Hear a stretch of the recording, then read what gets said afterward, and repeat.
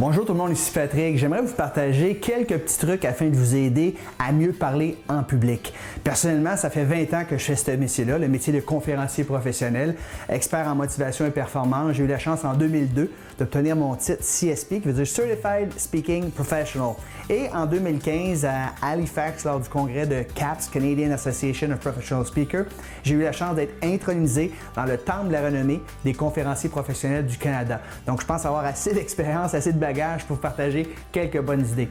La première chose que vous devez faire lorsque vient le temps de parler en public, c'est de toujours s'assurer que vous allez parler d'un sujet qui vous passionne, un sujet que vous connaissez à fond. C'est surtout la passion et l'énergie que vous avez pour votre sujet qui va faire en sorte que vous allez être intéressant. Quand vous prenez la parole en public, c'est 20% de ce que vous savez et surtout 80% comment vous vous sentez par rapport à ce que vous savez.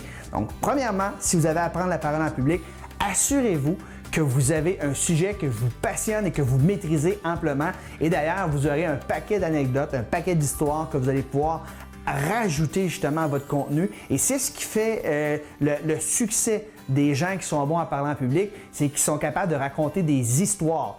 J'avais vu un conférencier américain, Bill Goff, qui nous avait dit si vous voulez, essayez pas de devenir un bon conférencier professionnel, essayez de devenir un bon raconteur d'histoires professionnelles.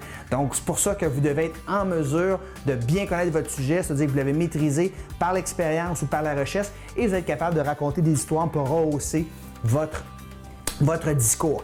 Deuxième idée par rapport à la parole en public, une fois que vous avez choisi un sujet qui vous passionne, c'est d'avoir une structure. Donc, c'est de s'asseoir et d'essayer d'aller dans la tête des personnes qui vont vous écouter, la tête des gens dans votre auditoire. Chaque conférence est différente parce que chaque auditoire est différente et demandez-vous ce que les gens se posent dans leur tête et essayez de répondre à ces interrogations-là dans votre présentation. En fait, ça va former la structure de votre discours.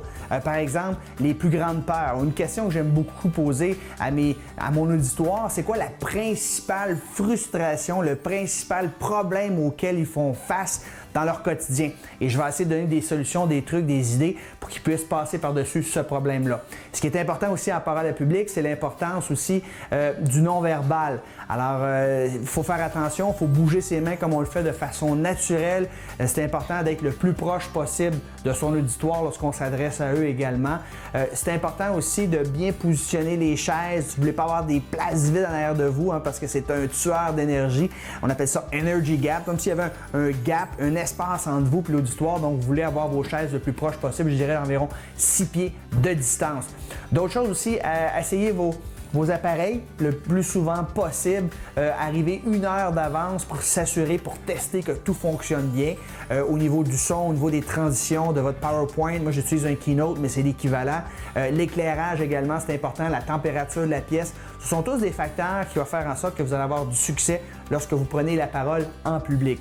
Mais la clé du succès, c'est la préparation. Pour chaque heure de présentation, vous devriez avoir 7 heures de préparation. Alors, ça peut sembler beaucoup. Les gens qui ont beaucoup de succès, ça a l'air facile pour eux, mais ils en ont mis des heures derrière ça et c'est la raison pour laquelle ils sont si bons. Alors, c'était simplement quelques petits conseils que je voulais vous partager pour devenir meilleur à parler en public. Allô, toi, comment ça va? Allô. Ma petite Kim aussi, j'ai ma petite Jade qui est ici. Viens te présenter, Jade.